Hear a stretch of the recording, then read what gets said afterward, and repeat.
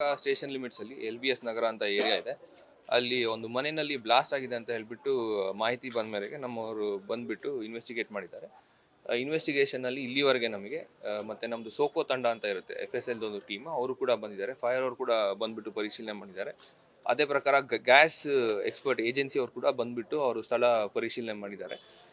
ಈ ಘಟನೆಯಲ್ಲಿ ಸುಮಾರು 6 ಜನಗೆ ಇಂಜುರೀಸ್ ಆಗಿದೆ. ಅದರಲ್ಲಿ 2 ಜನಗೆ ಸ್ವಲ್ಪ ಬಹಳ ಜಾಸ್ತಿ ಇಂಜುರೀಸ್ ಆಗಿದೆ.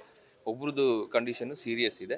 ಇನ್ನು ಉಳಿದಿರೋರ್ದು ಕಂಡೀಷನ್ ಸೀರಿಯಸ್ ಇಲ್ಲ, ಬಟ್ ಅಂದ್ರೂ ಕೂಡ ಅವ್ರನ್ನ ಇದು ಇಂಟೆನ್ಸಿವ್ ಅಲ್ಲಿ ಇಟ್ಕೊಂಡು ಟ್ರೀಟ್ಮೆಂಟ್ ಕೊಡ್ತಾ ಇದ್ದಾರೆ ಡಾಕ್ಟರ್ಸ್.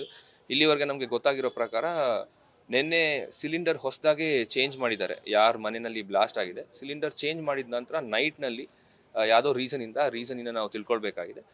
ಗ್ಯಾಸ್ ಲೀಕ್ ಆಗಿದೆ. ಸೊ ಸಿಲಿಂಡರ್ದು ಏನು ಎಂಟೈರ್ ಕಾಂಟೆಂಟ್ ಇರುತ್ತೆ, ಸುಮಾರು 14 kg ಅಷ್ಟು ಗ್ಯಾಸ್ ಕೂಡ ಲೀಕ್ ಆಗಿದೆ.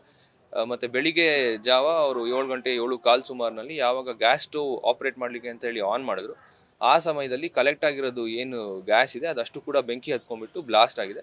ಬ್ಲಾಸ್ಟ್ ಆಗಿರೋ ಕಾರಣದಿಂದ ಮನೆಯದು ಡೋರ್ಗೆ ಇರೋದು ವಾಲು ಮತ್ತೆ ಲೆಫ್ಟ್ ರೈಟ್ ಏನೇನು ವಾಲ್ಗಳಿದೆ ಅವೆಲ್ಲ ಕುಸಿದ್ಬಿಟ್ಟು ಅಕ್ಕಪಕ್ಕ ಮನೆ ಒಳಗಡೆ ಹೋಗಿ ಬಿದ್ದಿದೆ. ಎದುರುಗಡೆ ಮೇನ್ ವಾಲ್ ಏನಿದೆ ಅದು ಕೂಡ ಒಡೆದ್ಬಿಟ್ಟು ಎದುರುಗಡೆ ಇರೋ 2 ಮನೆಗಳಲ್ಲಿ ಬಿದ್ದಿದೆ. ಆ ಕಾರಣದಿಂದ ಇಂಜುರೀಸ್ 6 ಜನಗೆ ಆಗಿದೆ. ಈಗ ಇನ್ನು ನಮ್ದು ಇನ್ವೆಸ್ಟಿಗೇಷನ್ ನಾವು ನಡೆಸ್ತಾ ಇದ್ದೀವಿ. ಯಾವ ಕಾರಣದಿಂದ ಎಕ್ಸಾಕ್ಟ್ಲಿ ಲೀಕ್ ಆಗಿದೆ ಅಂತ ಹೇಳ್ಬಿಟ್ಟು ನಾವು ತಿಳ್ಕೊಳ್ತಾ ಇದ್ದೀವಿ.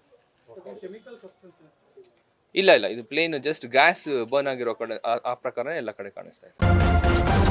ನ್ಯೂಸ್ ಫಸ್ಟ್ ನಿರ್ಭೀತಿಯಿಂದ ನಿಮ್ಮ ಪರವಾಗಿ.